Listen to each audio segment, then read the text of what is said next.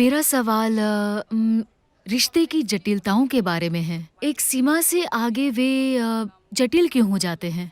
चाहे वह सहेलियों के बीच हो, लड़कों के बीच हो, खासकर एक लड़की और लड़के और पति-पत्नी के बीच का रिश्ता हो। नमस्कारम, मौनी। तो आपको रिश्तों की खटास का अनुभव होने लगा है। निश्चित रूप से हर कोई रिश्तों की मिठास को भी जानता है, मगर काफी सारी खटास भी होती है।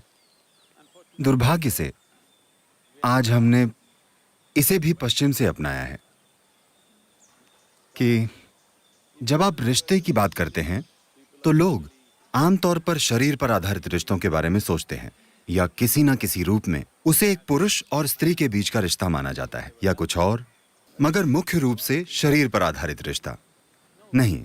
रिश्ते कई प्रकार के हो सकते हैं।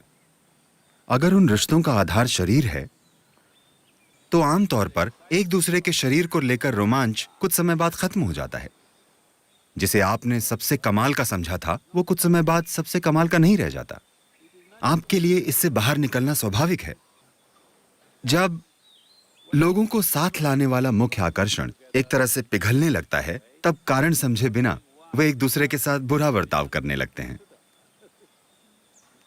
क्योंकि मूल रूप से ऐसे रिश्ते का मकसद दूसरे व्यक्ति से मिठास खींचना, दूसरे व्यक्ति से खुशी निचोड़ना होता है।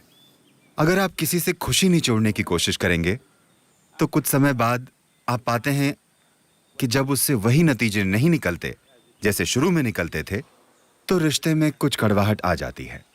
यह जरूरी है। जब आप युवा होते हैं तो कुछ चीजें हो सकती हैं। जैसे जैसे आपकी उम्र बढ़ती है, उम्र बढ़ने से मेरा मतलब है कल से आपकी उम्र थोड़ी सी बढ़ी है। मौनी, मैं ये नहीं कह रहा हूँ कि आप बूढ़ी हैं, मैं बस ये कह रहा हूँ कि कल से आज तक आपकी उम्र थोड़ी और बढ़ गई है। तो आज आपको उन रिश्तों के संदर्भ में सोचना चाहिए जो आपके जीवन में है। जरूरी नहीं कि वे जैविक रिश्ते हों।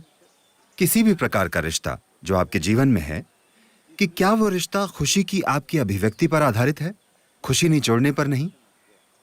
इसके लिए सबसे पहले आपको अपने खुद के स्वभाव से आनंदित बनना होगा। अगर आप इस पर फोकस करें कि आप खुशी का उल्लास से भरा एक प्रवाह हो और आपका रिश्ता सिर्फ उसे साझा करने के लिए है, तो आमतौर पर लोग रिश्तों में जिस सर्कस से गुजरते हैं, आपको उसकी चिंता करने की जरूरत नहीं होगी। रिश्तों को संभालने का मतलब है रोजमर्रा के जीवन में कोई रिश्ता जीवन के सिर्फ एक क्षेत्र में नहीं रहता। एक बार साथ आने के बाद लोग कई चीजें साझा करते हैं। स्वाभाविक रूप से छोटी छोटी बातों पर एक दूसरे से मतभेद होने शुरू हो जाते हैं। इसके कारण आपके बीच बात बढ़ सकती है, या आप उसे झगड़ा भी कह सकते हैं। Interactions or you can even call them altercations. ये होना ही है। ये सब आप रोज मैनेज नहीं कर सकते। लोगों को लगता है कि वे मैनेज कर लेंगे, मगर कुछ समय बाद आप देखेंगे कि आप मैनेज नहीं कर पाएंगे। तो सबसे बेहतर है कि खुद को इस तरह मैनेज करना कि आप स्वाभाविक रूप से एक उल्लास से भरे और खुशदिल इंसान हो। अगर ऐसा होगा तो रिश्ते बनेंगे, और रिश्ते जरूरत पर आधारित नहीं होंगे। जब रिश्ते जरूरत पर टिके होते हैं तो अपनी जरूरत पूरी न होने पर आप चिड़चिड़े बन जाएंगे, आप शिकायत करना शुरू कर देंगे, और आप कड़वाहट महसूस करने लगेंगे कि जो आपको मिलना चाहिए था वो नहीं मिल रहा है। अगर आप अपने अंदर इस जरूरत को खत्म कर दें और खुशी का एक कुदरती सैलाब बन जाएं, अगर ये एक चीज आप कर सकें, तो हर तरह के लोगों के साथ आपके शानदार रिश्ते हो सकते हैं।